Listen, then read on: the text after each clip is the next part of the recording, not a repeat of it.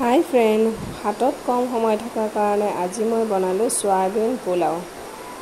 Soybean खिनि মই गरम पानीरे या जिकाय राखिलो আৰু অকনমান নিমখ দি দিলো ইয়াতে সফট হ'বৰ কাৰণে।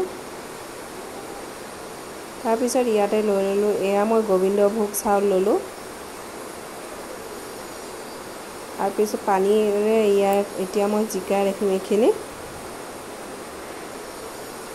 हाथत कम समय থাকিলে এনেকে বনাই খাব পাৰি আৰু বহুতেই ভাল লাগে। মই এখিনিতে এতিয়া দি দিলো তেল আৰু এটা পিয়াজ কাটি দিলো, জলকীয়া দুটা সৰু মিহিকে কাটি দিলো। ইয়াতে দি দিলো মই আদা নহৰু পেষ্ট। এখিনি অকনমান লাৰি লম আৰু এতিয়া ইয়াতে দি দিম মই এটা টমেটো কাটি। পিয়াজখিনি অকনমান ব্ৰাউন কালাৰ ভাজি লোৱাৰ পিছত মই টমেটোটো দিলো আৰু দি দিম ইয়াতে নিমখ, হালধি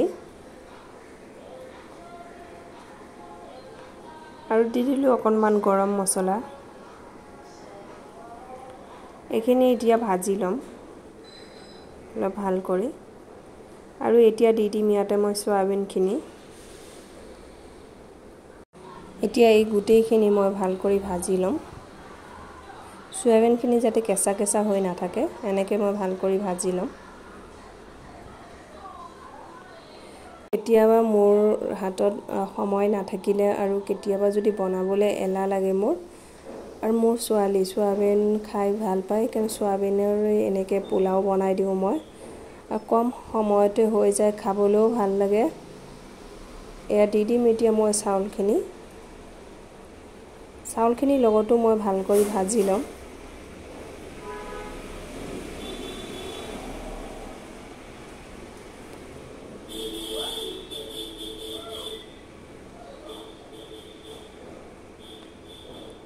দেখিছেনে মই এনেকে ভাজি লৈছো। এতিয়া মই ইয়াতে দি দিম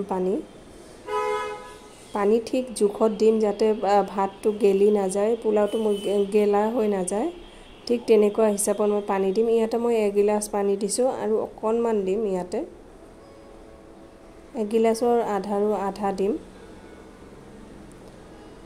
এইখিনি পানী দি মই ইয়া ঢাকি দিলো।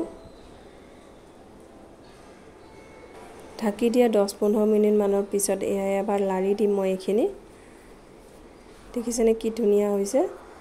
এইখিনি লাৰি দি মই ইয়াতে এতিয়া আৰু গেছৰ ষ্টিমটো একেবাৰে কমাই দিম, লোত ৰাখিম। ৰাখি এতিয়া মই ইয়াতে অকনমান পিয়াজৰ পাত কাটি দিম মিহি মিহিকৈ।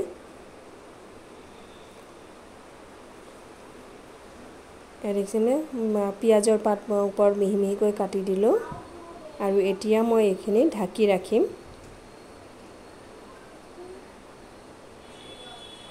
আৰু জুইটো মই একেবাৰে কম কৰি দিছো আৰু দেখিছেনে এয়া 2-3 মিনিট পিছত মোৰ pulao ready, soybean pulao ready. আৰু ভাতখিনি কিমান ধুনিয়া এটা এটা হৈছে দেখিছেনে। খাবলৈও বহুত টেষ্ট হৈছিলে। এনেকে এবাৰ আপোনালোকে বনাই খাই চাবচোন আৰু মোৰ ৰেচিপিটো ভাল লাগিলে লাইক, শেয়াৰ, কমেন্ট আৰু সাবস্ক্ৰাইব কৰি দিব। তো আজিলৈকে ৰেচিপিটো ইমানেই। Bye bye.